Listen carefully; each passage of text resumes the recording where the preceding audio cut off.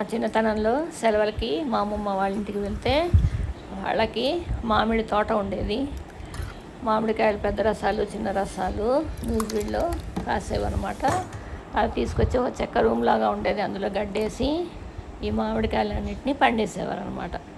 చాలా కాయలు పండేస్తారు కదా. ఇంకా అధిక సంతానం ఉండేది కూడా. ఇంకా పిల్లలు, మగ పిల్లలు, ఆడపిల్లలు, వాళ్ళ పిల్లలు, మనవలు, మనవరాళ్ళు అందరూ కలిసి అందరికీ బ్రేక్ఫాస్ట్, లంచ్, డిన్నర్ అన్నీ అవే తినేసేయండి అన్నట్టుగా ఆ రసాలు ఇచ్చేవారు అనమాట. అదొక ఎంజాయ్మెంట్ ఆ రోజుల్లో. అయితే ఆ మామిడికాయలు కొన్ని పాడవుతాయి కదా, కొంచెం నల్లగా అయిపోతాయి ఒక పక్క. మా అమ్మమ్మ ఏం చేసేదంటే ఆ నల్లగా అయిపోయినదంతా తీసేసి మిగతా బాగున్నవి తీసి దాన్ని మామిడి తండ్ర చేసేది. ఏ విధంగా చేసేదో మాకు తెలియదు, కానీ ఇలా ప్లేట్లలో అచ్చు పోసినట్టయితే నీళ్ళగా గుర్తుంది, బాగా చిన్నవాళ్ళం కాబట్టి. అయితే నేను కూడా ఆ విధంగా ట్రై చేద్దామని చెప్పేసి ఆలోచన వచ్చి మా పక్కన వాళ్ళ ఇంట్లో పెద్ద మామిడి చెట్టు ఉంది. వాళ్ళు చెట్టుకే కాయలు పండిపోతుంటే ఎన్నని తింటారు ఎవరైనా, కానీ మాకు కొనిస్తారన్నమాట.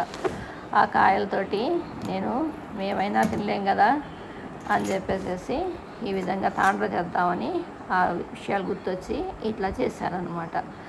పైన గ్రీన్గా ఉంటాయి కాయలు, కానీ లోపల బంగారు రంగులో రసం ఉండి అసలు ఎంత తీపి ఉంటాయో అనమాట ఆ కాయలు. అయితే దాని రసం తీసేసి ఆ రసాన్ని గ్రైండ్ చేసేటప్పుడు అసలు తీపికి చక్కెర వేయక్కర్లేదైనా కానీ ఒక 2-3 స్పూన్స్ చక్కెర వేసాను. పాడవకుండా ప్రిజర్వేటివ్ లాగా మనకు వస్తుందని. ఇక ప్లేట్కి బాగా నెయ్యి రాసుకోవాలి. మనం పూరికి మందంగా ఎంత మందం ఒత్తుకుంటామో ఆ విధంగా మందంగా పోయాలన్నమాట. మరీ పలచగా పోస్తే ప్లేట్కి అంటుకుపోతుంది, లావుగా వేస్తే తొందరగా ఆరదనమాట. అందుకని ఆ మందాన మనము కంచాల్లో కానీ ప్లేట్లలో కానీ పోసుకోవాలంటే పోసుకుని మంచి ఎండలో 2 రోజులు పెడితే చాలు. చక్కగా ఇలాగా అంచుల్లో మనం ఇలా కొంచెం కట్ చేసినట్టుగా చేస్తే దోశలాగా చక్కగా ఒక లేయర్ లాగా వచ్చేస్తుంది అనమాట, పెనం మీద దోశలాగా. ఇంకా దాన్ని మన ఇష్టం వచ్చినట్లుగా ముక్కలు కోసుకుంటే దాన్ని డబ్బాలు వేసి పెట్టుకుంటే 6 నెలల పాటు చక్కగా తినచ్చు. బయట పెట్టినా కానీ లోపల పెడితే ఫ్రిడ్జ్లో ఏడాది పాటు శుభ్రంగానే ఎలా ఉంటుంది. పిల్లలు ఉన్నారంటే అన్ని రోజులు కూడా ఉండదు, వెంటనే అయిపోతుంది కూడా.